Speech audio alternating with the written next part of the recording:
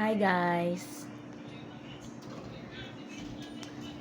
Meron lang akong i-review about sa nabili kong cellphone na Infinix 030. Honest review to ha. Gusto ko siyang ibalik sa factory nila. Kasi wala pa nga isang taon, 5 months pa lang yung cellphone ko. Nagkaroon na ng problema. Nag-download yung anak ko ng COD tsaka ML. Kakalaro niya. Nagkaroon ng ilaw kulay green yung gilid ng cellphone ko. Umpisa maliit, tas palaki ng palaki. Tapos minsan pa may mga lumalabas na stripe na kulay pink. Lumalabas, tas nagtatago. Depende sa depende sa kung naka night mode ba yung cellphone or naka maliwanag. Bad trip. Dinala ko sa binilhan ko. Hindi pwedeng ipagawa dun sa kanila. Kailangan ko pumunta sa service center. Ang layo-layo. Tsaka hindi ako sure kung gagawin ka agad o ilang araw bago matapos. Ay nako.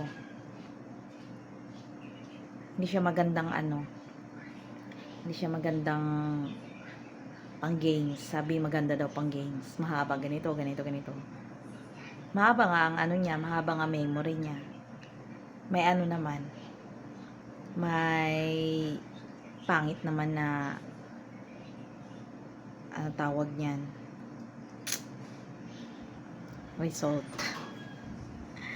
Ngayon nga nagbibideo ako, may kulay green sa gilid. Dati maliit lang yan, lumalaki na. Ang mahal-mahal ng cellphone, tapos ang pangit ng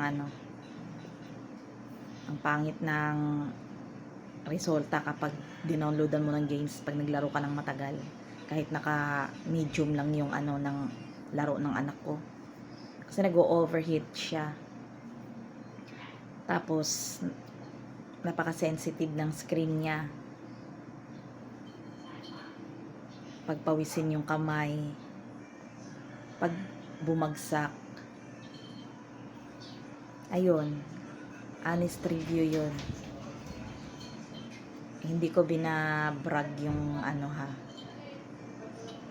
Nagsasabi lang ako ng totoo. Kasi hindi worth it yung binabayad mo. Sana nga bumili na lang ako ng iPhone or Samsung.